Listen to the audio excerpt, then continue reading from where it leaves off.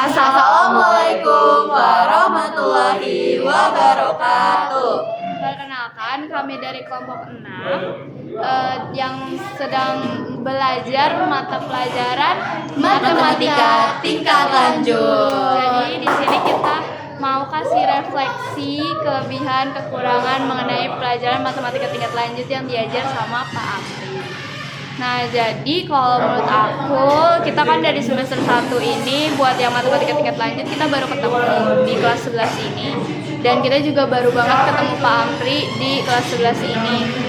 Jadi pasti banyak banget hal-hal yang kayak beda daripada guru sebelumnya di kelas 10, dan pasti juga cara ngajarnya beda. Kalau dari yang tugas sih menurut aku Pak Amri itu biasanya kalau ngasih tugas dibilang banyak, iya banyak, tapi kayak itu juga bisa bikin kita jadi banyak latihan soal juga buat ngerti soal-soalnya. Ya memang sih kadang soal-soalnya kayak lumayan susah. Terus juga kalau misalnya Pak Amri itu termasuk guru yang lumayan kalau ngajar tuh kayak langsung cepet ngerti sih kalau menurut aku.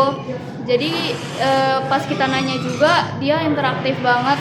Kalau nanya pasti dijawab dan kayak dikasih penjelasan make sense gitu. Kenapa misalnya kita pakai rumus itu, dan dia tuh nggak langsung tok ngasih rumus itu, tapi dijelasin dulu asal muasal rumusnya itu. Jadi menurut aku kelebihannya udah lumayan banyak banget. Kekurangan kalau kekurangan aku masih belum ini sih, kayak ya paling nggak ada. Ya udah lanjut.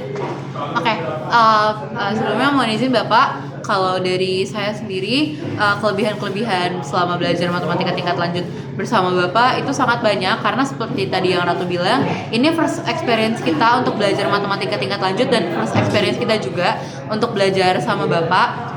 Jadi mungkin banyak hal-hal dari cara ajar Bapak selama KBM itu yang nggak kita temui di materi-materi matematika biasa pada saat kelas 10. Nah, kalau saya pribadi, materi-materi sejauh ini sih aman ya buat saya, karena memang dari materinya pun nggak sesulit sebelum-sebelumnya. Nah, cuma untuk materi vektor, sebelum vektor itu apa?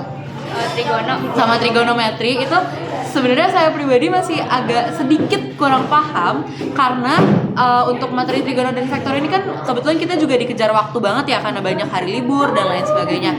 Nah, jadi meskipun Bapak udah mencoba untuk ngejelasinnya pelan-pelan, tapi pace dari materinya nih cepet banget gantinya gitu.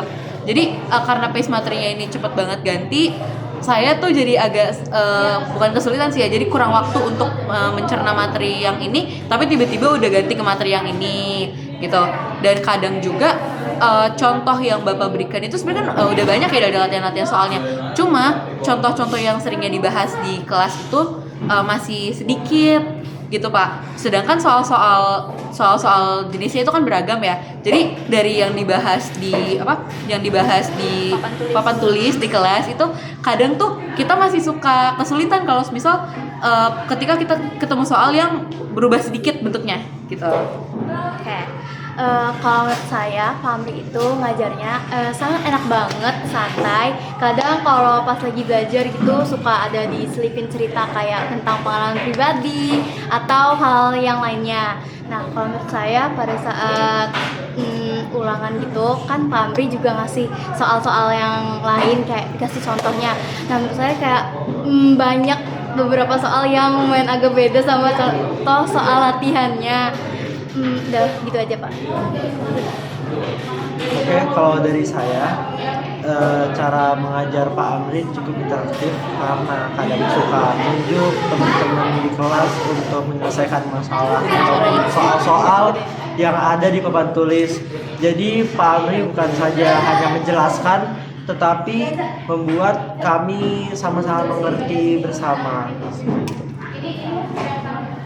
Oh iya, untuk saya sendiri sebenarnya memiliki saya bukan kurang mampu sih, saya dari dulu emang kurang mahir dalam matematika. Tetapi semenjak ada saya diperkenalkan pelajaran matematika tingkat lanjut, saya lebih keteteran lagi.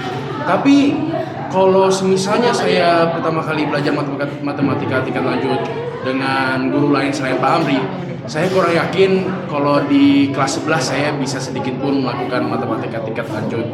Dan untuk kekurangan pasti semua guru ada kekurangan masing-masing.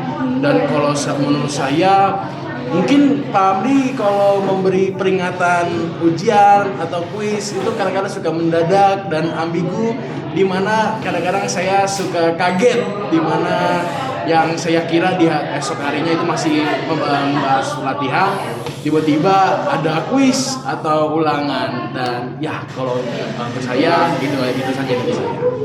Ya baik, tadi juga udah dikasih tahu dari saya sampai Fahri.